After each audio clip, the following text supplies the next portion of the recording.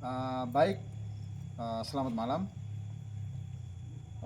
Saat ini ya kami berada di Polres Nagekeo. Tujuan ya kedatangan kami di sini adalah untuk ya mendampingi Bapak Clemens Meko ya, Iya, ya, saya. dan Bapak Ferdinandus Boy ya.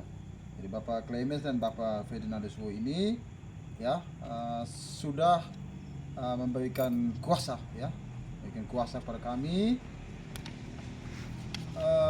untuk ya membuka laporan polisi atau pengaduan mengenai dugaan tindak pidana penyerobotan dan juga pengerusakan di atas tanah milik mereka berdua dan keluarga.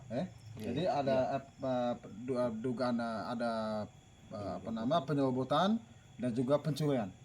Dan pencurian tentunya ada pengerusakan juga di dalam, gitu. Nah, lalu untuk lebih jelas ya mengenai lokasinya tadi sudah jelas. TKP-nya berada di Laba ya. Laba itu berada di Desa Wolokisa, Kecamatan Mapunggo. Nah, jadi sebelumnya kami mau tegaskan bahwa sebagai kuasa hukum ya, sebelum kami ya mendampingi klien, menandatangani kuasa dan mendampingi klien ya untuk membuka LP ya di Polres Naga ini, tentunya kami sudah mempelajari ya mengenai alat bukti ya, dan juga mengenai status klien kami ini di dalam kampung itu seperti apa, lalu juga mengenai hak-hak klien kami selama ini ya.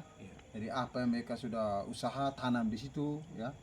Dan sekali lagi kami tegaskan ya, yang menjadi alas hak ya dalam pembuatan pengaduan atau LP ini adalah putusan pengadilan. Jadi jelas ya, ada waktu itu ada putusan pengadilan waktu masih di pengadilan di PNND, pengadilan negeri ND, lalu ada putusan di pengadilan negeri Berjala dan juga putusan pengadilan tinggi Kupang. Jadi putusan pengadilan itu sudah berkekuatan hukum tetap, yang artinya ya bahwa klien kami ini punya hak untuk mengambil langkah hukum. Jadi kita datang ke sini ya bukan asal membuat pengaduan ya. Jadi kita datang ke sini, kita membawa bukti-bukti ya yang menjadi pegangan atau alas hukum bagi klien dalam membuat pengaduan. Baik, untuk lebih jelas ya seperti apa, sebelumnya pelaku-pelaku ya dugaan tindak pidana yang kita laporkan ini, mereka juga adalah mantan napi ya. Mantan napi yang sebenarnya sudah tinggal di tahanan ya selama 4 bulan ya, 3 bulan 1 tahun ya. Jadi selama 1 tahun ya, jadi sudah tinggal di lapas penjara. Lalu setelah mereka keluar, mereka bukannya tobat tapi mereka terkesan menunjukkan prestasi tambahan mereka menunjukkan prestasi tambahan dengan melakukan tindak pidana lagi gitu. Yang lain lagi nih, kalau kemarin kan tindak pidana apa pengerusakan itu ya kemarin. Ini juga sama, ini ada penyerobotan dan pencurian, termasuk juga ada pengerusakan. Nanti kita terkait pasal yang tepat ya nanti akan dikenakan, nanti sudah kita sampaikan ke penyidik, tidak perlu kita sampaikan di sini, dan kita sampaikan ke publik mengenai apa poin-poin penting saja gitu. Baik, bisa dijelaskan Bapak siapa nama-nama itu?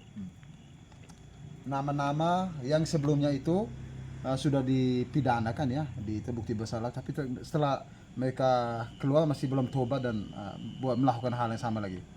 Sampaikan namanya.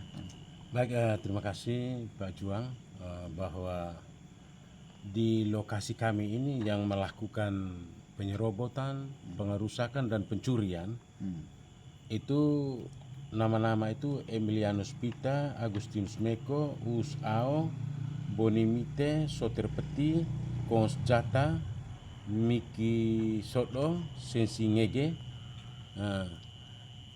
Albert Geli, yang mengkoordinasi masyarakat dari Kampung Niba, Kecamatan Kulewa Selatan, Kabupaten Ngada.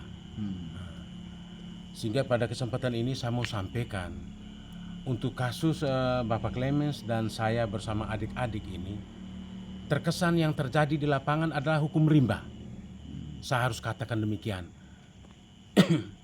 Karena memang yang terjadi secara monoton setiap hari, hampir setiap hari. Makanya dengan ini kami sebagai pihak korban sudah jelas bersama kuasa hukum mempertanyakan, kok di zaman yang seperti ini orang bisa sebebasnya tanpa mempedulikan hal-hal yang menyangkut dengan kenyamanan, keamanan di tingkat masyarakat. Makanya saya bersama kakak adik sudah jelas bahwa kami menempuh jalur hukum bersama kuasa hukum, bagaimanapun juga akan melewati proses hukum sesuai dengan aturan hukum yang berlaku. Jadi ini saja mungkin Pak Juang, keterangan dari saya. Ada keterangan lain itu nanti dijelaskan pada momen akan datang. Terima kasih. Baik. Oke, saya tambahkan lagi. Artinya nama-nama itu sudah dibacakan ya. Si terduga pelaku ini yang sebelumnya juga sudah jadi mantan napi ya, sudah berdasarkan putusan pengadilan. Lalu dengan kasus ini artinya mereka menunjukkan bahwa mereka tidak takut dan tidak taat pada hukum ya. Padahal sebelumnya juga sudah diingatkan ya, mereka di pengadilan di PN Bejawa, saya juga menyaksikan sidang itu, mereka berjanji kepada majelis hakim ya untuk tidak melakukannya lagi. Tapi ini sama-sama mereka menipu majelis hakim di PN Bejawa, kan begitu.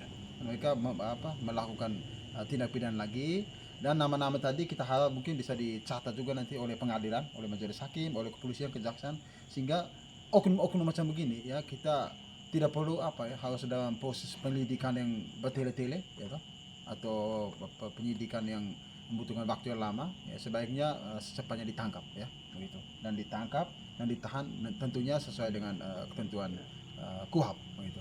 Oke, sekian saja, salam keadilan.